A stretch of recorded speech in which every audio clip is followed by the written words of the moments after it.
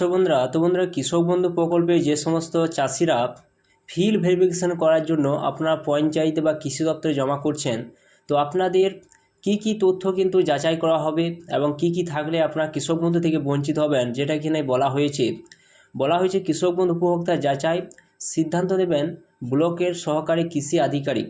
অর্থাৎ ব্লকে যে সহকারী কৃষি আধিকারিক রয়েছেন তারা কিন্তু এই ফিল্ড ভেরিফিকেশনের সমস্ত কিছু ফর্মগুলো আপনাদের কিন্তু যাচাই করবে। এছাড়া এখানে বলা হয়েছে যে রাজ্য সরকার কৃষক বন্ধু প্রকল্পের জন্য নতুন যাচাই প্রক্রিয়া কিন্তু শুরু করেছে। ব্লকের সহকৃষি আধিকারিক সিদ্ধান্ত কিন্তু নেবেন।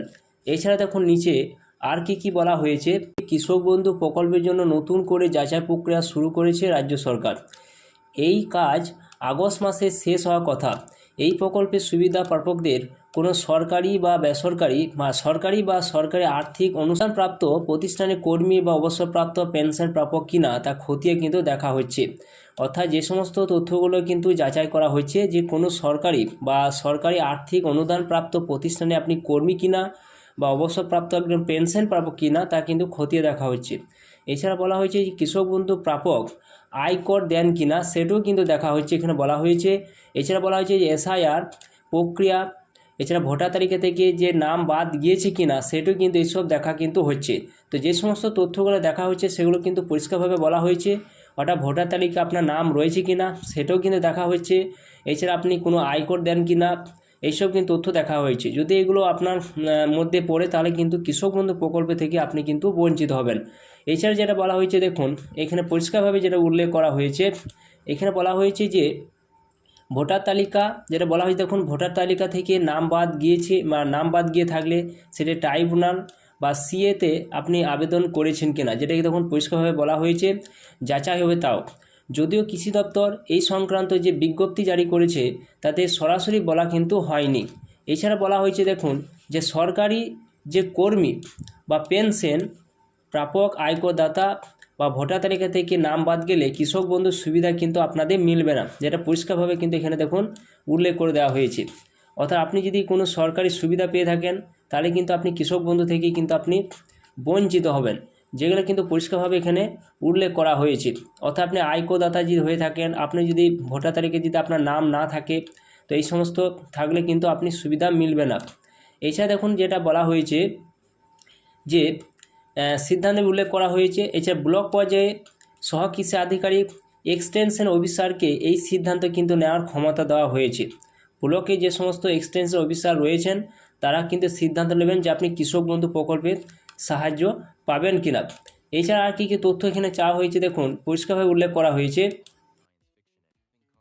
যে তৃণমূল কংগ্রেস সরকার রাজ্য ক্ষমতা থাকার সময় কৃষক বন্ধু প্রকল্পের নথিভুক্ত সংখ্যা বাড়তে 90 লক্ষ অতিক্রম কিন্তু করে।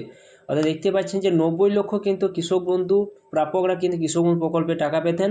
তো বিজেপি সরকার আসার পর যেটা কৃষিমন্ত্রী দুধকুমার মণ্ডল ঘোষণা করেন যে কৃষক বন্ধু যে প্রকল্পটা রয়েছে সে প্রাপকদের তথ্য যাচাই করা কিন্তু হবে।